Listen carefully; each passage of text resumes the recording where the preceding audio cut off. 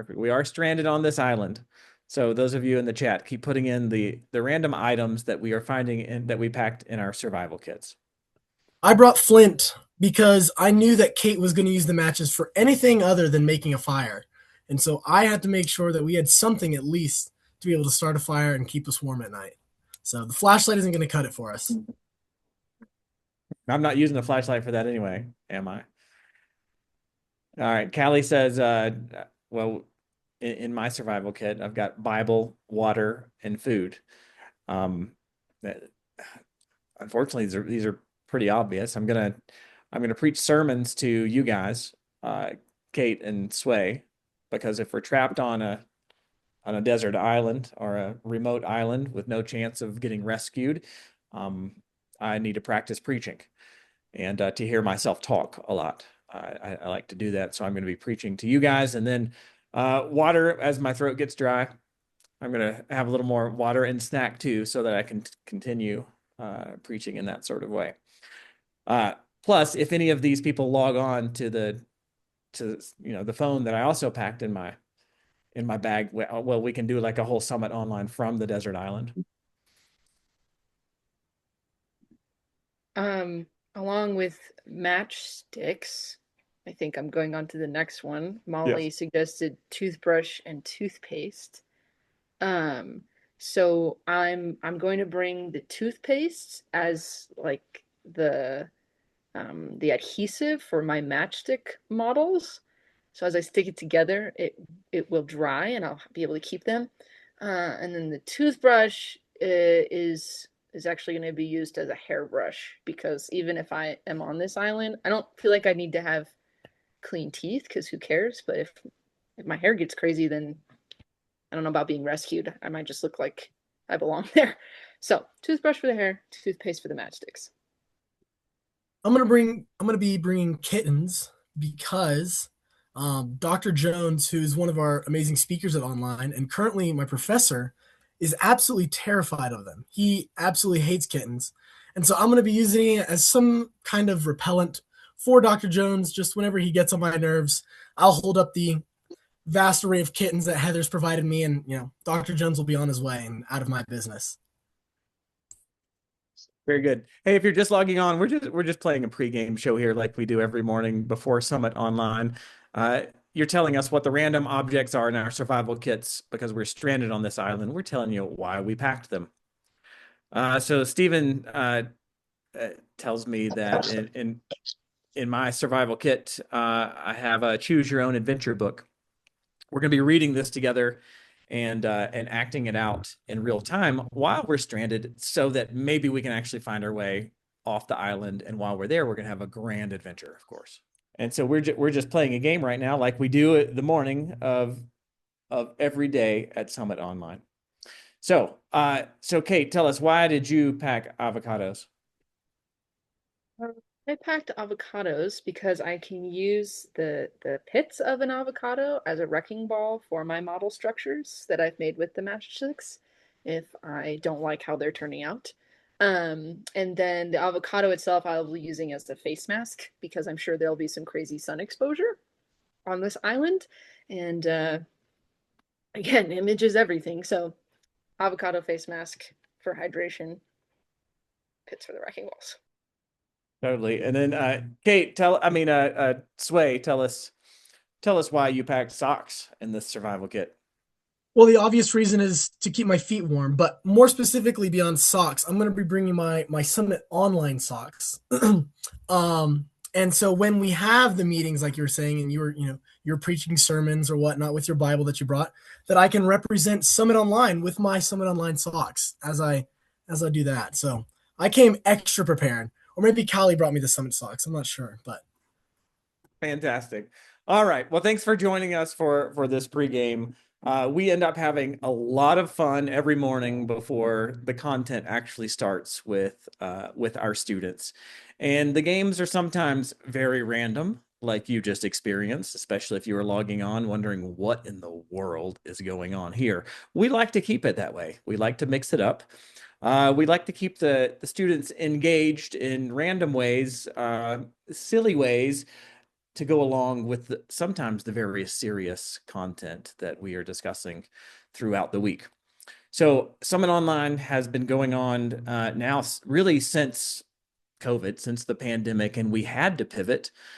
And we had such fun developing Summit Online, and it was so interactive. Everybody was going to school online and doing courses online and meeting with their friends online. And honestly, as we pivoted, we said we cannot do something as boring as what they are used to right now. We have to make this really, really engaging.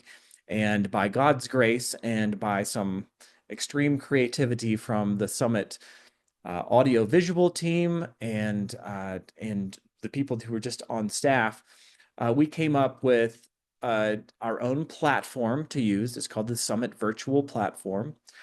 We came up with a way of engagement that is unlike anything else that I've ever experienced online. In fact, in many ways, it's a more intimate experience than our in-person conferences, which is crazy to even think about is possible. The feedback that we've been getting from our in-person conferences for the last 62 years, because that's how long Summit's been around, or 63, I think, at this point, um, it is off the charts to begin with. And the feedback we get from Summit Online matches the relational connection, the feedback for the relational connection matches what we get in person. Now, I don't know that that's really truly possible to do, but from the user experience, if they haven't been to it in person, that is the kind of engagement that they are receiving. And the content, of course, is the same, though the content delivery is done in a more personal kind of way. So let me just give you an overview of what we're doing at Summit Online. And in fact, at this point, if you have specific questions about Summit Online, whether it's the content or the flow or the people that we're having or how we do this, then please go ahead and put those questions in the chat, because we're going to want to get to those after I give an overview and interview my co-host. So at any point, if some questions come up, I'll be looking in there. If it applies directly to what I'm saying, I'll address it then. If not, we'll go through them at the end. So if you think of Summit Online as something of a journey to partake in with your family, something also really, really cool about Summit Online is that families can join, and students of ages that are a little below the normal Summit age. 16 to 23 is the normal age that would come to a Summit in-person event. We limit it to 16 or above because of several reasons. One, because they're in person and they're staying for 2 weeks, and we need a bit more mature. Instead of having children, we're just not quite equipped to oversee children for that amount of time. And it's not a camp. It is a conference, and we expect a lot out of our students. And so there's also just liability that comes with having a children's camp rather than having a young adult camp. But secondly, the content that we that we allow our students to digest, to talk about. We invite them to come with their questions, and no question is off limits. Well, sometimes that's just a little more mature in nature than we think is appropriate for younger students, especially when their parents aren't with them. Well, Summit Online allows parents to join in with their students to the content. And so with that parental guidance, we've opened up Summit Online to students ages 13 and above. All right. So the flow of the week, because this is an apologetics worldview conference, we will really start by inviting questions and by challenging our students. Lots of them have questions, but lots of them have assumed answers to questions that they ought to be asking. And so we prime the pump by getting them thinking. In fact, we will, first up, we're going to have a visitor who has a different worldview, who is a former Christian, who calls himself a former Christian. And we're going to actually dialogue with this individual and allow our students to be challenged. And of course, this is done in the context of Summit, where it's safe to do so in Summit Online, because they're going to be exposed to people if they haven't already. We grow up often in our Christian bubbles, and we need to be exposed to alternate worldviews to see that real people hold them, and the ideas are our enemy, but the people are not. And so to make those sorts of distinctions right out of the gate is super important. And then that sets us up to be able to talk about all the issues we're going to talk about on three different levels: the head level, which is the intellectual level, of course; the heart level, that's the relational level; and then the hands level, the practical level, like what we do about this sort of thing. We then move to broad apologetics topics regarding truth, regarding does God exist. We explore alternate stories of reality. So we take a survey of the major worldviews. There are 6 major worldviews that are out there. And if you've been around Summit, then you know these that have been written about through Understanding the Times and the successive books by Dr. Jeff and the founder of Summit, Dr. David Noble. So we're going to explore some of those. There are all these stories, but which one is the true story of reality? In fact, we think that it is Christianity, and we're going to give some evidence then for the resurrection. Of course, as we're going through these broad apologetics topics, we're also going to be training our students not just to think about these so that their confidence increases, but we're training them along the way how to have conversations about these. So again, we're thinking about the intellectual level, but also the relational level. Who in your life believes differently than this? Then how does it apply to them? Because as we walk through these topics, it's going to be interactive. We're going to be including your students and you, if you're a parent joining in here, along with us. Stephen, you asked if the parents should participate with your teens, or is it better to encourage them to do it on their own, or kind of a combo of both? I actually think probably a combo of both, and depending on your own kid. So I'm going to get to that in just a minute as to how families might be able to participate. Let me just finish with the flow of the content. So worldview stories, broad apologetics, and then we're going to be getting into the challenges that Christians and Christianity faces. And we're going to talk about the big ones, from the problem of evil to is Jesus really the only way? Because that sounds like it's arrogant and narrow-minded, and we get called lots of names for saying that our truth is the real truth. We're going to learn how to deal with those kinds of objections. Then we're going to look at some of the big cultural objections to Christianity and the ideas that flow from Christianity. So we are going to talk about abortion. We're going to talk about the major identity, especially revolving around sexual identity. We're going to have several opportunities, I guess, to talk about that, from homosexuality to transgenderism. In fact, we're going to have a detransitioned lady that we're going to interview to tell a bit of her story, who loves Jesus and was convicted by the Holy Spirit that she was living a lie, as she had previously transitioned to live as a man. And her story is fascinating.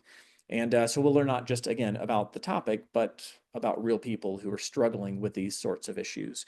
We're also going to address the issue of pornography. We're going to learn how to become critical thinkers. So after we get through the major objections and some of those big cultural issues, then we're going to get deeper into the weeds of training our students how to be good thinkers. So Tim Barnett from Stand to Reason, who he has a very popular YouTube channel called Red Pen Logic. He's going to train our students how to think about social media posts and what's out there, to be logical thinkers, to be red pen thinkers.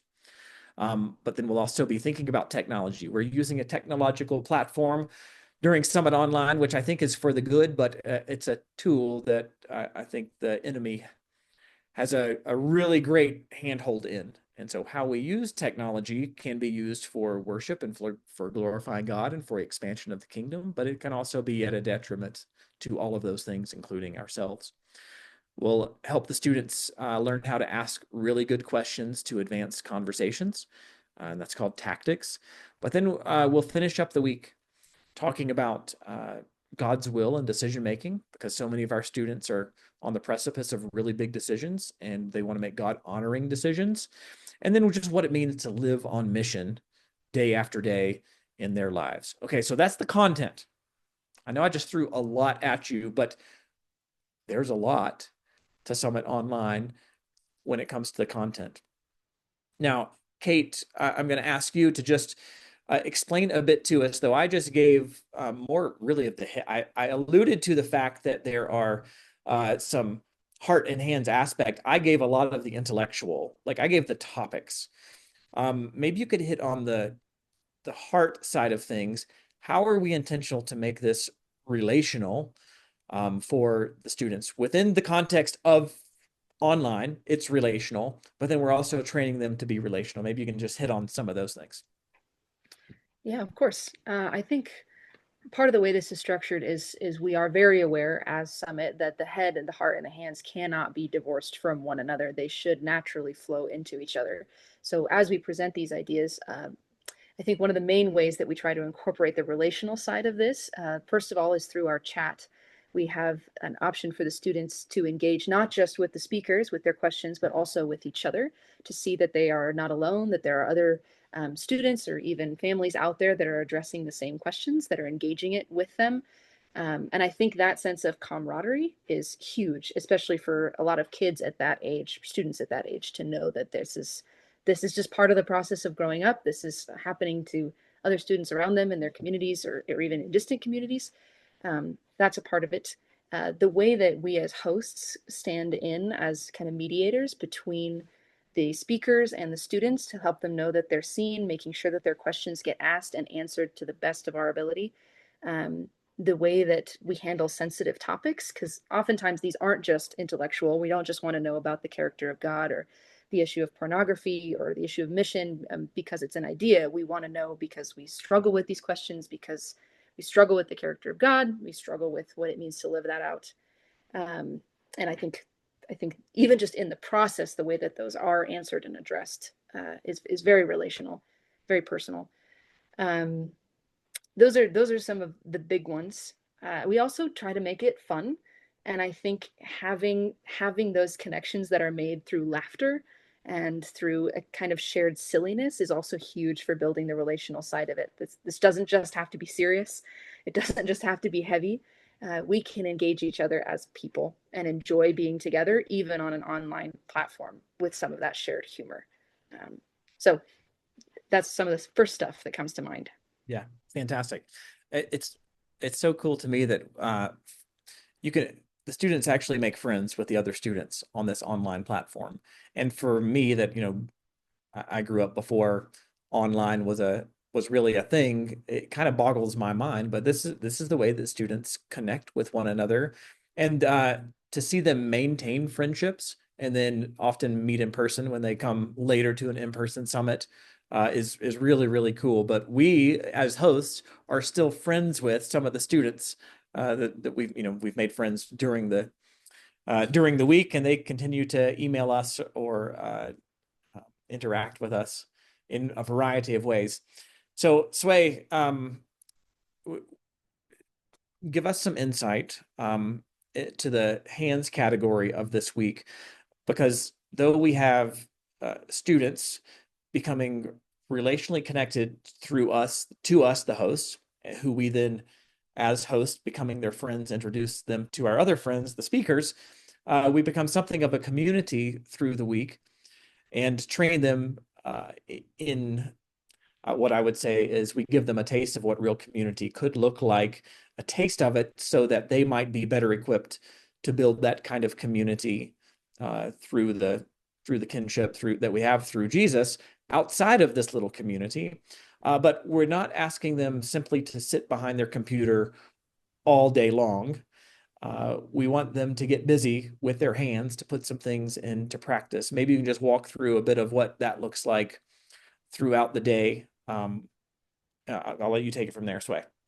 Yeah, like Kate said, I think it's super important that the head and heart and the hands are just all interconnected, and so I think a lot of times some of these events can overlap, but the main things that come to my mind is that like I don't know, walking into online, I assumed like what kind of homework or what kind of things is there going to be, and I think even some of the students are nervous about that. But we have a break, we have lectures in the morning and then lectures in the evening, and during that break in between, they have the opportunity to just write a handful of sentences, you know, 2 sentences to a paragraph. Some students like to write a lot, and they a lot of times it's just based off of different prompts that Trip give or that some of the speakers give, and it's just really interesting to see, I guess, the gears turning in these students' minds.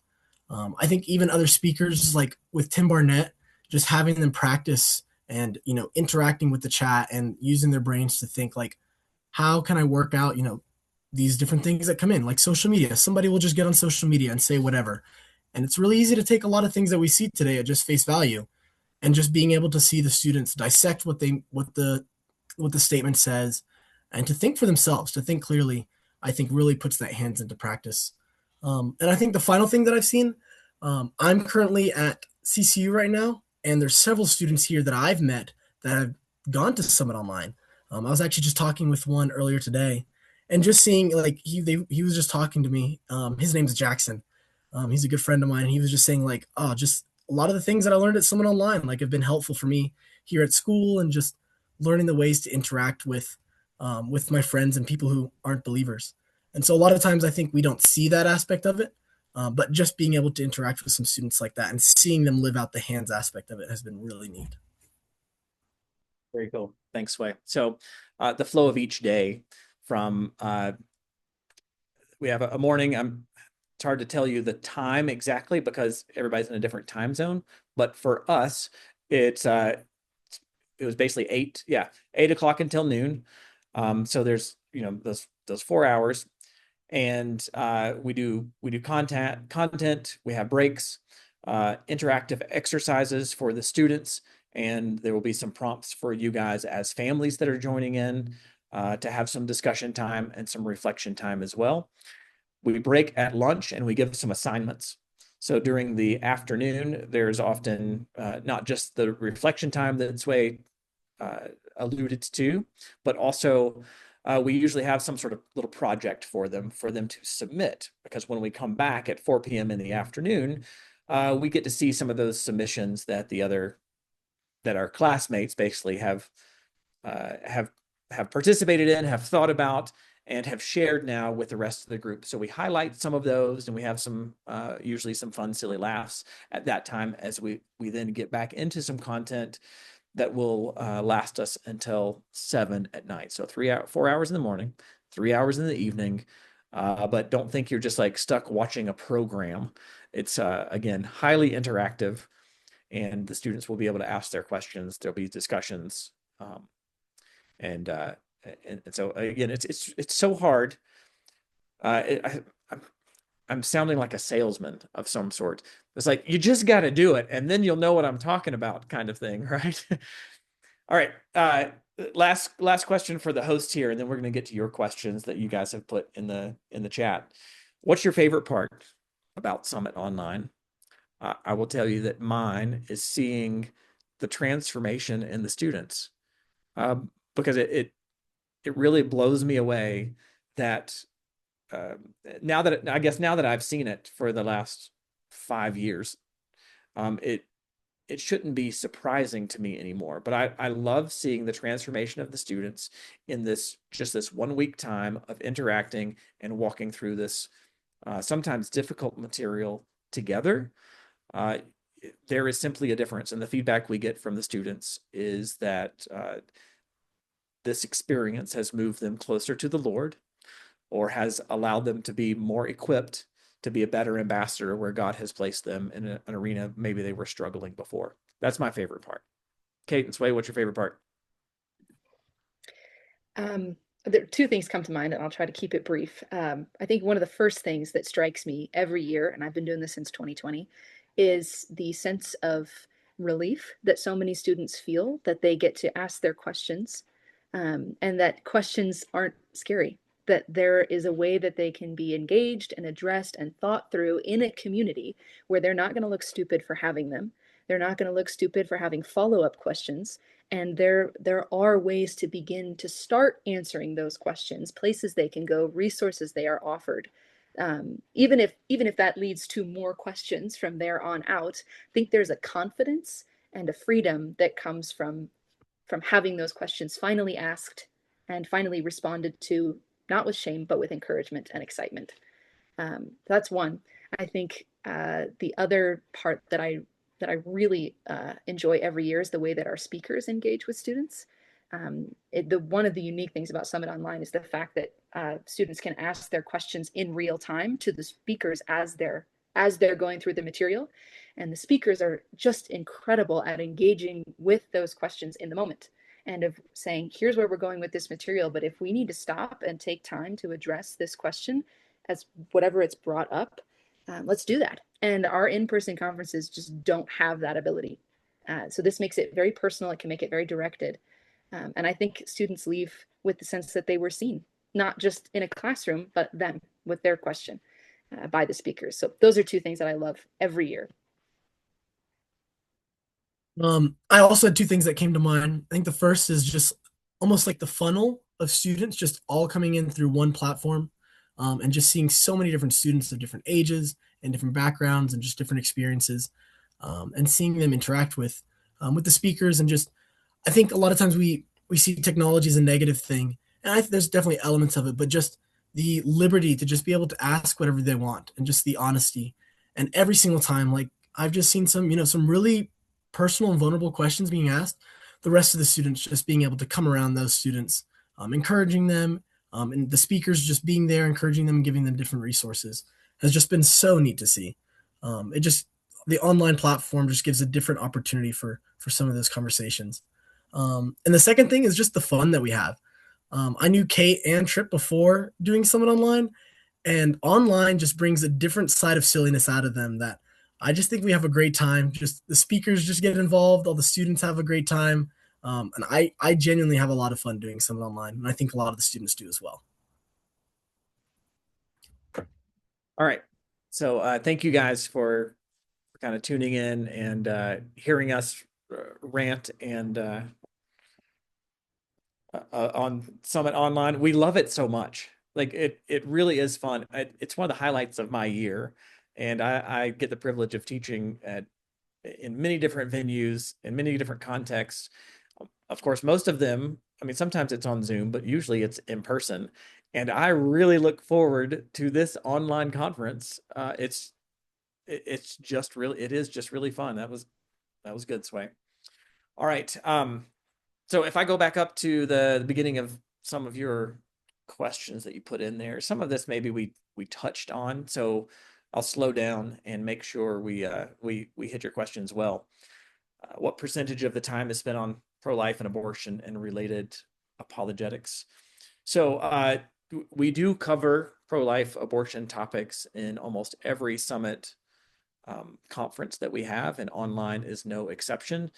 And the reason we cover that topic is because it is a watershed topic for almost every other moral issue, especially when it comes to social injustice.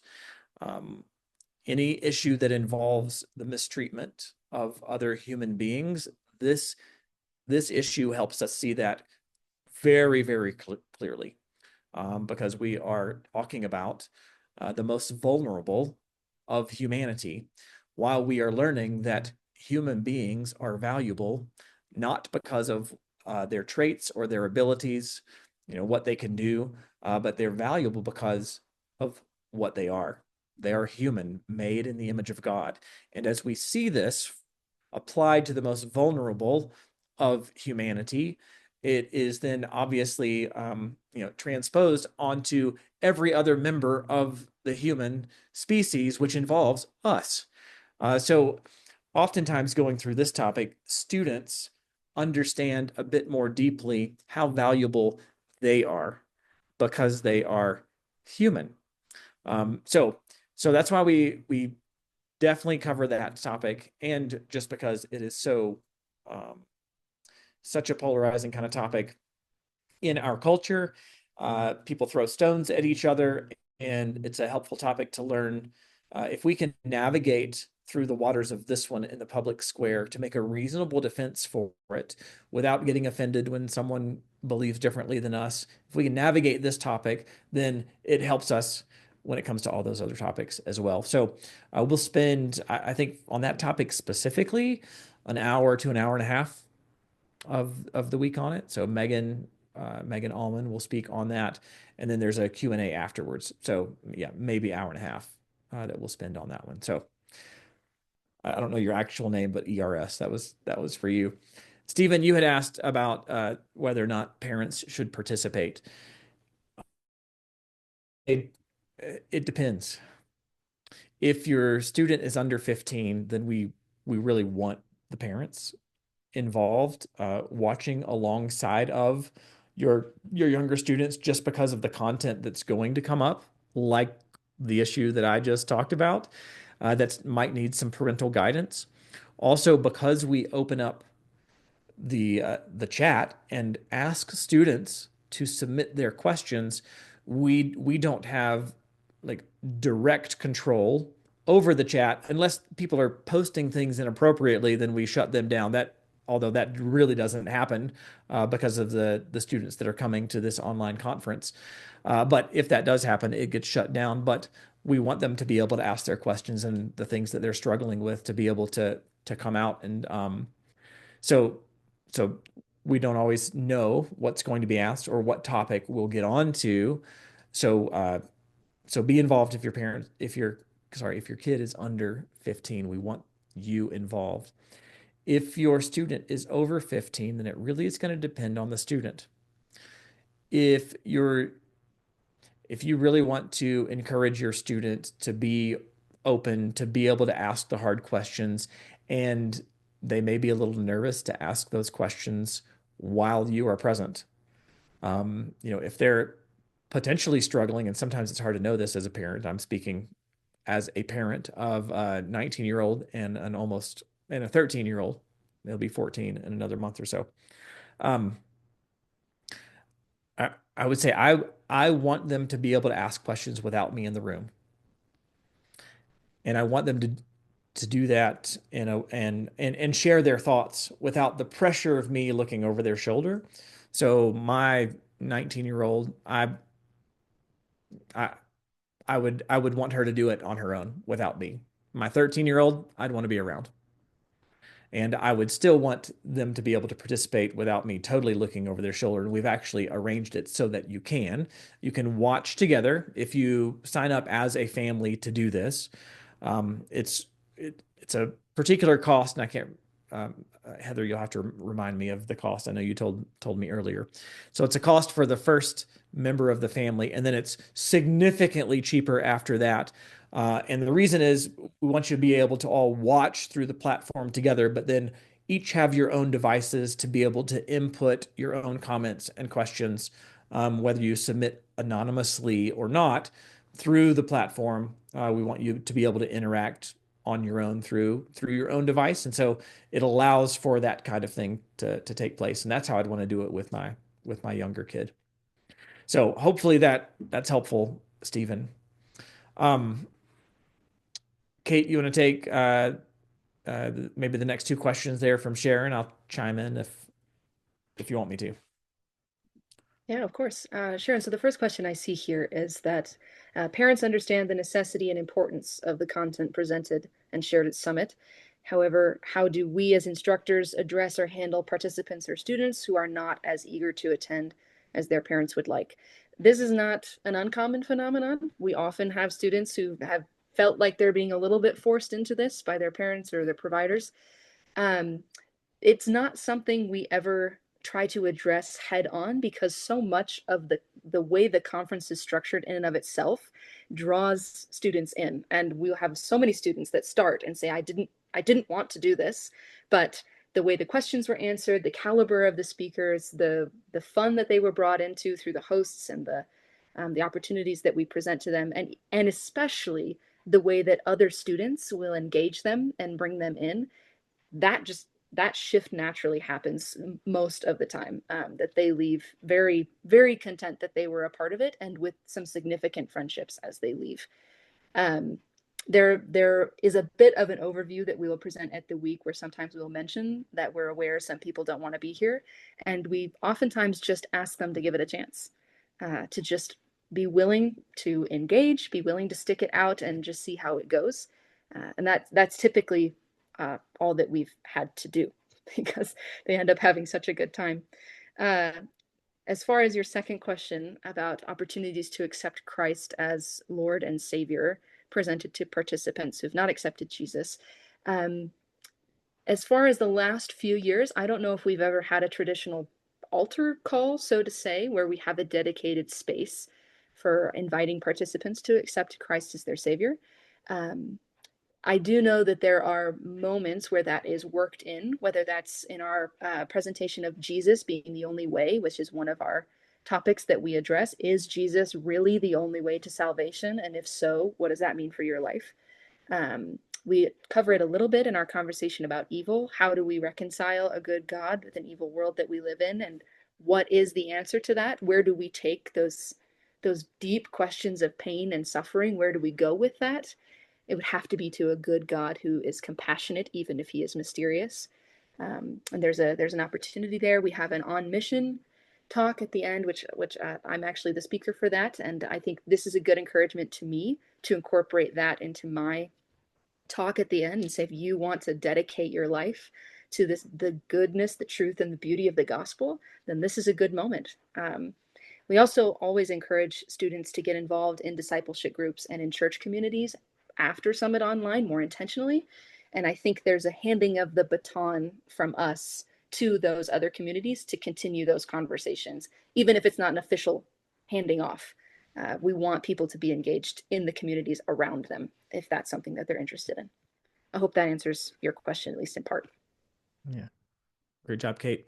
I'll take the next few just because they're logistical sort of things that, well, you may or may not know the answer to. So Fran, watching for your nephew that's overseas, and so the time zone is going to be a huge conflict because part of this conference is going to be in the middle of the night for him. Uh, it's been really cool to see over the years we have had groups from overseas participate in what we've been doing. In fact, I think it was maybe 3 years ago, there was a group in Pakistan. Or maybe that was the first year. I think they've actually done it a couple of times. Maybe this is the first year. Okay. All right. So the first year we did it, and then some remnants of that group have participated since then. They secretly participated in Summit Online because if they had been caught where they lived, studying the Bible or doing Christian sort of things together, there was real potential persecution for them. And so it actually helped them that a lot of the conference was in the middle of the night. And so there were about 10 of them in this group, and one of them spoke really good English and was the translator. So that young man, and I can't remember his name right now, translated for the rest of his group and input things on through the chat. It was fantastic. But for other groups on that have logged in, sometimes they do crazy things and stay up overnight. Unfortunately, they would not be able to see a recording immediately. We do provide a recording for all the attendees afterwards, but the video crew tells me there is a process to that. It's not just lingering there. Rather, it has to be kind of reproduced and then packaged and posted. And then we send an email out afterwards. So they would eventually be able to see those sessions, but it would be after the conference happens. So, all right. So that was for you, Callie. Thanks for the question. Oh, no, that was for Fran. All right. Callie, what approaches do you use in regard to different denominations and different beliefs, specifically main pillars and versus secondary matters? Fantastic question. So Summit is, we're not affiliated or associated with any particular Christian denomination. We kind of describe what we do as main hall Christianity using C.S. Lewis's language. And so we avoid getting off in the the rooms of the tertiary denominational differences. Rather, we stay with the main things being the main things. So the topics that we address are going to be either directly essential doctrines, or they're going to be what we call closed-handed issues, which directly connect to those essentials. So often I actually do some training on doing a triage on what hills should we die on, and there's the essentials, those beliefs and doctrines that if you reject them, you're rejecting Christianity outright. Well, we're certainly going to address those. So we're talking about Jesus the only way. Does God exist, and those sorts of things. But then the close-handed issues too that flow directly from those essential doctrines, like pro-life, for example. Well, if you're pro-choice or pro-life, you're not or if you're pro-choice, you're not necessarily rejecting Christianity, but you probably have some kind of misunderstanding about the image of God that all human beings are made in. And so that's a really, really important issue that we want to talk about. But the hill to really die on is the value of humanity. And that's one of those cultural issues that we might use to get there. But when it comes to tertiary issues like, I don't know, how much exercise is too much exercise? Well, we're not going to address that. Whether communion ought to be administered by a priest or some other Christian, whether it ought to be bread and wine or crackers and juice, we're not going to get into those denominational differences. Now, it doesn't mean conversations about those kinds of things won't come up. Conversations about like the age of the earth will often come up. And when those do, our speakers are really good to say, here are the variety of views that are appropriate within Christianity. And here's where the boundaries are. Here's where we go out of bounds, and here's where we don't. When it comes to Calvinism, Arminianism, students, really want to talk about those kinds of issues. Well, as a Christian, what we need to hold to, when it comes to salvation, is that one, God is sovereign. He is the one that saves people. We can't save ourselves, and we are not puppets. We are morally responsible for our actions. We have to be able to hold those two things in tension. And now, here's how some Christians, think maybe that plays out. So we might address it in that way, but we're not going to make a claim to, okay, this is that tertiary issue where you should fall on it. Okay, so hopefully that's helpful, Callie, in that. Maybe I didn't talk too much for the explanation. I love that topic, though, actually. All right, let me do one more from Stephen. Issues with school conflicts. Sometimes, normally, because this happens in the summer, there's not usually a conflict. But I see that your kids will still be in school through June 11th, because some schools are going to more year-round schooling, right? Any chance of getting a Bible doctor's note? We can find somebody that has doctor in front of their name that will write to the teachers and make an appeal, at least, that the student was participating in an educational program that is good for the well-being of their soul. We'll do whatever we can to provide for you in whatever way would be helpful. All right. Sway, we mentioned a little while ago, do our students stay connected? Maybe just give some insight as to how our students are staying connected. Yeah, I would say first, just seeing off of the sessions, a lot of times the students will make a group chat. A lot of times they'll make it in like GroupMe or WhatsApp. And they just, they send each other encouraging notes or prayer requests or, just different things going on in their life. And I've even seen several of them who have come back the following year to the in-person summit conferences and have planned together which conference they wanted to go together so that they can meet up and hang out. And so I've been able to actually see the students there at the in-person, and it's been really neat to see them as well. But also, like what Heather said, there's a graduate support community. I was able to do it after my first session, and I know that's when they were first starting to get it, going and stuff. And I know now it's a lot better, but even then, I loved it. There's several speakers that'll come on. You kind of get this opportunity to ask your questions and go through a book, and you get put in a group chat with people in your area or people that possibly went to the same session with you, And so that was just a really neat way for me to connect with several people. And I know now that they even have the opportunity for that at the end of the year, if you've completed the program, for the students who have done the graduate support community thing to now meet up and almost do, I don't know if it's a weekend or a week. Heather or Trip might be able to give some more information on that, but I know that they get to go and do a week long ish conference in person with the people that did that whole program. And so, yeah, I think there's several opportunities for students to stay in contact. A lot of times it's student led, but I know that Summit has some great opportunities as well. Yeah, cool. And that, Sarah, that kind of speaks to your question that it's coming up there in a few minutes, that you were a graduate, you came to an in-person, and the connections that you made were, yeah, astounding. And what's really wild, I'll go back to this, the students that are coming to the online conferences, the same kind of thing is happening for them, and they stay in touch. And it's really wild. Do a lot of them then decide to come to an in-person conference? Yeah, absolutely they do. So this is the first, for many students, this is a good first introduction to the content, to the way that we do relationships, to just how we do things that makes them want to come to an in-person one as well, which are then 2 weeks long. A little more of a commitment, of course, to come to an in-person. All right, Kate and Sway, I want to ask you, because Sharon, I agree with you. I am also happy that the conference leaders are young and hip. I'm not talking about myself right now, but are able to connect with the students really, really well. And we do this a bit on purpose.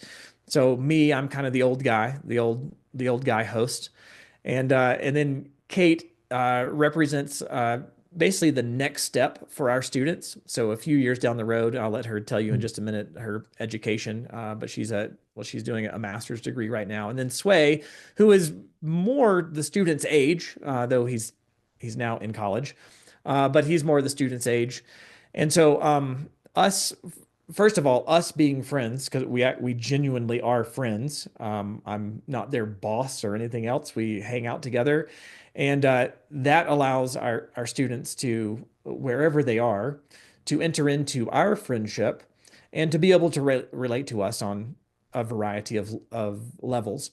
It also allows us to be able to introduce them to the speakers who have other credentials, who are specialists in their fields, that we ask them to come and share their content with our students. And so that relational hub that we form is really powerful for the students. But Sway and Kate, maybe you can give some of your credentials. I guess then I'll follow up with mine after that.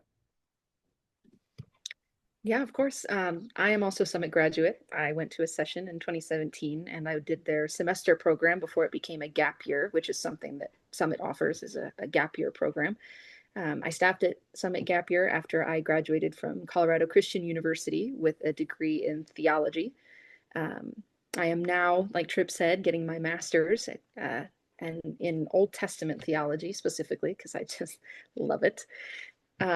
So I have a deep love for Summit. I have a deep love for Scripture. I have a deep love for students coming to understand the heart of God, the brilliance of God, the steadfastness of God. I think that sense of, I had that same question of, are my questions legitimate? Can a God of truth truly be pleased with my doubts, or even be willing to entertain them? And I found that he is, and he's not afraid of them. And I think that was very significant for me. So that's kind of my educational background, my relationship with Summit. I came into this work at Summit Online because of COVID. Tripp gave me a call and said, hey, we're going to try something new because everything is shut down, and wondering if you'd have any interest in working this out with us. And I have been there almost every year since, and I absolutely love it. So that's a snippet where I come from.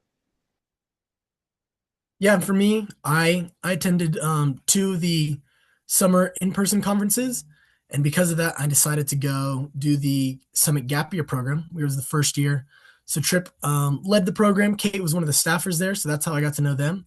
And I came into the work because Tripp sat me down and was like, "Hey, we need to have a conversation." And I was like, "Every time you need to have a conversation with Tripp," and it normally didn't go well, but he asked me to come help co-host with with Summit Online. I don't know if I was more excited for Summit Online or more excited that I wasn't in trouble, but regardless, I'm just super pumped to have been part of the program for the last couple of years. It's been really great. Currently, I'm at Colorado Christian University. I'm getting a degree in biblical studies. So, as for training and qualifications, I'm learning that the more I learn about the Bible, the less I actually know. So, I don't know if that's actually super helpful, but nonetheless, I love engaging with the students. It's been a blast, and I'm excited just to kind of like Kate said, just continue to learn more about the Bible and be able to relate and to pour into the students through the Summit Online program. Yeah, cool. And for me, I don't work it with Summit anymore. Well, I'm on faculty with Summit and a host, but I was full time with Summit as you just heard from these guys, heading up Summit Gap Year, which is our gap year school. So I did that for the last 7 years. Prior to that, the 10 years prior to that, I was a pastor in the state of Georgia. I now am pastoring again in Pagosa Springs, Colorado, and I work full time with a ministry called Stand to Reason, which is an apologetics ministry where I travel and speak and train students in many of the ways that we're doing with Summit Online. All right. Dallin, you asked, is it okay for multiple students to attend on one device in a common space as long as tuition is paid for by each student? Uh, well, yes, but there'll be something missing if you do that. So if there's a way to find some other device, now you'll all watch the screen on put it on cast on the television or on a single computer, but to be able to chat and interact on their own device, I think would be better. But certainly we have had groups use one device and they just make their name be my last name is Almond, so the Almonds, and they can certainly interact. You can take turns interacting or putting questions or comments in that way as well. So yeah, it's possible, but that's why the multiple devices, though we do, if you're doing it together, want you to be in the same room participating kind of as a family unit, or as a group that will help with the relational side of things. And then the discussions that we ask you to do, it's readily available if you're in the same room, of course. Sharon, there will be materials and some resources sent to the students. In fact, every student is going to get a little package in the mail before we start that will have some supplies and some things that we'll open together throughout the week. This is a way that we kind of break through the screen so that they're having something tangible as we go through the week, and so we're interacting with the same sorts of objects together. But then beyond that, we have a whole list of resources, a resource page that will be available for them and that we will send to them to be able to go deeper and further. Lots of the students will actually win some books that we will be sending them in the mail throughout the week. So we play some games and give away prizes. And after almost every session, we'll give away a book that was written either by the person who is speaking or that was referenced in the talk. So yes, lots of resources will be available afterwards. Fran asks, what is shortened for the online option versus the 2-week option? Well, what we have to shorten is just the content. We cover what we think are the really big, important, and the topics that connect really well with the students in the online. And there are some other ones then in the in-person, like like help me, you guys can help me remember. I know, like, we won't cover economics. We'll spend a little less time on the worldviews, whereas we cover those at every summit session, but there's 6 hours of it that they'll do at the in-person, where we'll do 2 hours of it in the online. There is there's some more science topics that the in-person will often do. And then there are some other like how to handle politics and lawmaking, government I guess would be the proper word for that, that the in-person covers more than what we will do. We won't really get into that topic. So those are the primary ones. Kate and Sway, are there other big ones? Yeah, that's most of them. I think even the some of the morning sessions in the for the 2 week conference they do something called Foundations or Cornerstone, where it's kind of like a beginning devotional. Those, unfortunately, I would say elements of those are throughout the Yeah. online, Yeah. but not necessarily the exact lectures throughout the entire online program. Yeah. Cool. Um, yeah. So thanks for that question, Fran. Great question. ERS asked if someone attends 2 times, does the content have different, is there different content or is it a repeat? A little bit of both. It depends on which years. Some of the content will be repetitive, but it's also often fresh because maybe it's a different speaker or it's come at from just a slightly different angle. If if you have a student that has done Summit Online last year, it'll be a lot of the same speakers and content this year. So have you can kind of have that in mind, but it's new people, new new comrades, I guess, and so the chat and the questions are going to be very different. So when the content is delivered, the the speakers are really good about giving good, solid basics, and then tailoring their content to where the students want to go. So it's both a leading and a following. A good teacher is able to follow the students where they want to go, but because they don't really know where they need to go, also lead at the same time. And we have really good teachers that are able to navigate that tension well. So that's how the even the same content can come across differently because it's applied in a variety of ways. Um, will the in-person spend more time on pro-life and abortion? It's about the same, though it tends to be it's just so interesting that the content delivery is more intimate because the students are able to interact with the speaker, with the presenter while they're talking. You can't do that in person. It would be disruptive.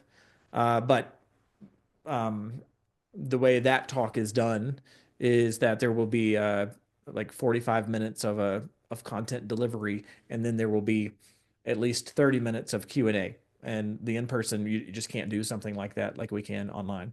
So that's that particular topic. Um, Andy asked if a recording of this Zoom meeting, which I'm wrapping things up. That's why I'm just kind of speeding through the rest of these. Oh, Sharon, you said you're from Georgia, in Athens. That's where I went to school at the University of Georgia, and my wife's parents live in Athens. I'm in Athens often, so cool. We may have passed each other on the street before. Can a recording of this Zoom meeting be shared out upon request? I don't know. Heather, you can comment in the. You work at UGA. How about that? My wife was on the gymnastics team there. And anyway, okay, we've got what if we graduated together, Sharon? How crazy would that be? Um, so Kelly says there will be a recording available for this meeting. So there you go, Andy. Thanks for answering that for us, Kelly. All right. Yeah, Sharon, I wish I would have known about this kind of thing when I was a teenager as well. I struggled with my faith. I grew up in a Christian home. I left my little Christian bubble with lots of questions because I thought I just needed to have more faith. And the secular university did not help me with my questions in a positive way at all. By God's grace, I stumbled into this realm of study called Christian apologetics, and I wondered where in the world has this been all of my life? And uh, and while I was in college, I knew that I wanted to create spaces where students could ask their questions and pursue the answers to their questions, to pursue truth, because I was convinced that Christianity is actually true. And if we are leaning into our questions, we're going to find truth. That truth rests in the person of truth, whose name is Jesus. That's why ultimately we do this thing, is to help students become grounded in their convictions, but also help them become good ambassadors to be able to champion the Christian worldview to make a difference in the world as they share Jesus with their friends and with the culture around them. All right. Thank you, guys.